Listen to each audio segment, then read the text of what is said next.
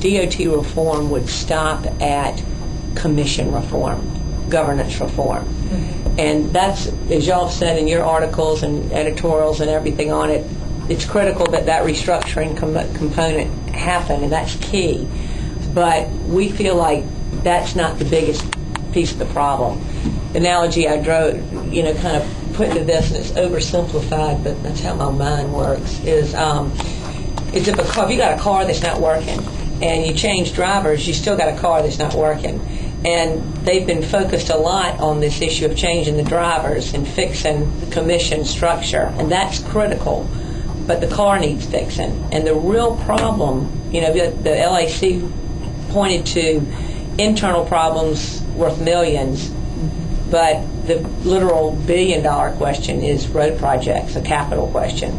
And what's happened, and y'all actually touched on this, and I've seen in your editorials, this issue of who's driving the decision. Is it politics, which it has been, or is there a real opportunity for reform in terms of project selection that includes the whole issues that the LAC is talking about of accountability, taxpayer responsibility, and transparency in decision making? So we've put together a proposal that the league's not trying to be out there and rally, cry, do the rebel yell for the league on this, because if we can help work through the legislators and help them understand the problem, and they can craft a solution that deals with meaningful reform on project selection, that's what we're pushing.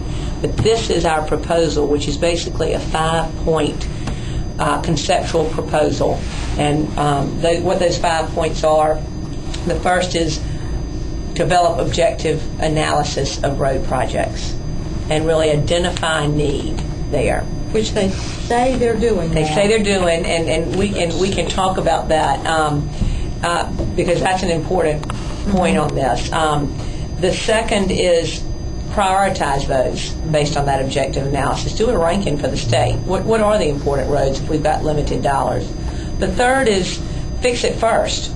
We've got huge maintenance problems, and so far what the DOT's pattern has been is to build a new road, repave the whole thing, but not really think about that proper maintenance and repair of the roads we've got. So we want to see maintenance and repair included in the costs of new projects as well, because right now they're not really projecting maintenance costs long term when they build the road. Oh, okay. You see? So when, in other words, if you say this is a $50 billion road, you want to say, okay, and over 30 years you're right. going to have... And then the fourth component on that is, what is that fourth one? I'm going to look it up. Alternatives. Looking at feasible alternatives that may have cost benefits to that, so that if you're proposing, we have examples of this all over. We've seen in the Low Country where they proposed a 5-lane road, but the real solution would be maybe a turning lane or some alternative signals that are dramatically less expensive, but really solve the congestion issue or the safety issue, and really be creative in that alternatives analysis. And the last point on that is have meaningful public input. Right now, you've got projects being decided, and then the public gets furious because there was no public input in the beginning of it. And that doesn't necessarily have to mean public input on a particular road.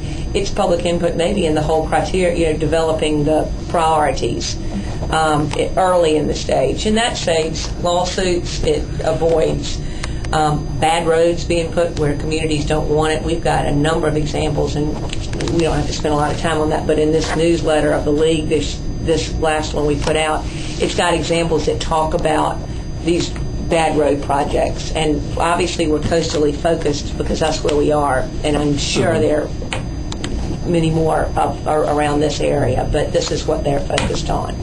But anyway, that is have meaningful public input up front rather than at the end, so it's not litigious input, it's constructive input. Yeah.